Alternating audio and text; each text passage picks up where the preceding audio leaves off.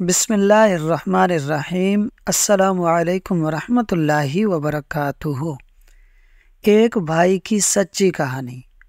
خدا کی قسم، میں جو بات کرنے لگا ہوں بالکل سچی ہے۔ زندگی اور موت تو خدا کے ہاتھ میں ہے، لیکن یہ چیز میں نے اپنی آنکھوں سے دیکھی ہے۔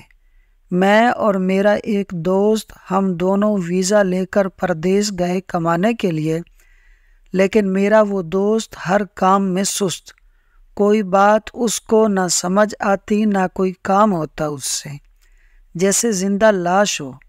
ہر وقت کمپنی میں اس کی بے عزتی ہوتی رہتی۔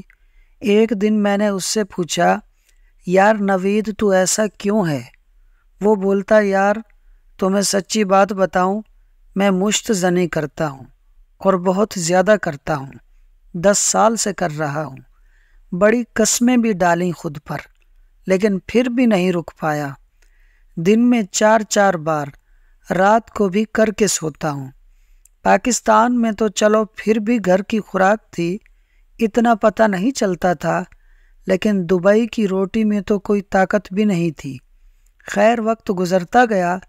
ایک دن روم میں میں نے اس کو اپنی آنکھوں سے بھی دیکھا مشت زنی کرتے ہوئے۔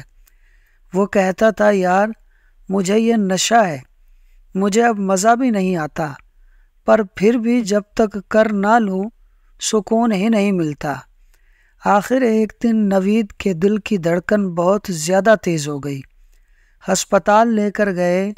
ایک انڈین ڈاکٹر نے چیک کیا تو اس نے کہا کہ جوانی میں اتنا کمزور دل۔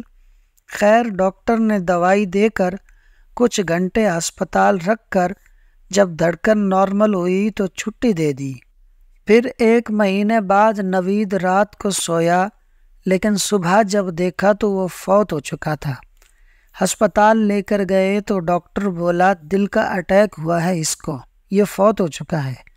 میرے بھائیوں، یہ بالکل سچی بات ہے کہ مشت زنی سے جسم کی ہر چیز کمزور ہو جاتی ہے، پھر چاہے یہ کام کرنے والی لڑکی ہو یا لڑکا۔ اللہ پاک سب نوجوانوں کو اس سے محفوظ فرمائے، آمین۔